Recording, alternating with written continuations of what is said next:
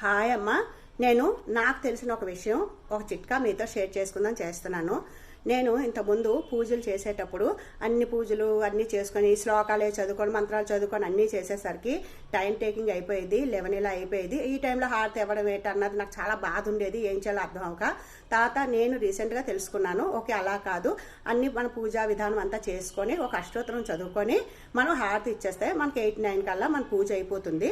అయిపోయిన తర్వాత మన ఇంట్లో ఉన్న పిల్లలు మగవాళ్ళు అందరూ బయటికి వెళ్ళిపోయిన తర్వాత ఆఫీసులకి స్కూల్స్కి వెళ్ళిపోయాక అప్పుడు మనం ప్రశాంతంగా కూర్చొని మనకు కావాల్సిన శ్లోకాలు మంత్రాలు అన్నీ చదువుకుంటే మన మైండ్లోకి కూడా వెళ్తుందమ్మా. ఈ కంగారులో మనం ఏం పూజ చేస్తాం కూడా తెలియదు. ఈ హడావిల్లో ఉంటాం, పక్క నుంచి క్యారేజీలు కట్టుకొని ఇల్లు పంపించుకొని చేసుకొని పూజ కూడా మనస్ఫూర్తిగా చేయలేము.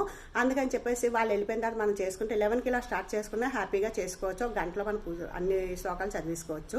అప్పుడు ఏమవుతుందంటే ప్రశాంతంగా మన మైండ్లో కూడా వెళ్తుంది. మనం చదివినవి మంత్రాలు అవి శ్లోకాలు అవిని మనకి మనశ్శాంతి పీస్ఫుల్గా ఉంటుంది. ఇది నేను తెలుసుకున్నాను, మీతో షేర్ చేసుకుందా ఈ విషయం ఒకసారి అని చెప్పి. నేను ఇప్పుడు వరకు తెలుసుకోవాలి, ఇలా నాలా చాలా మంది తెలియని వాళ్ళు ఉంటారు కదా అని షేర్ చేస్తున్నాను.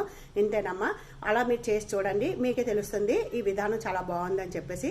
ఇది కానీ మీకు నచ్చేటైతే like, share, subscribe. Thank you for watching.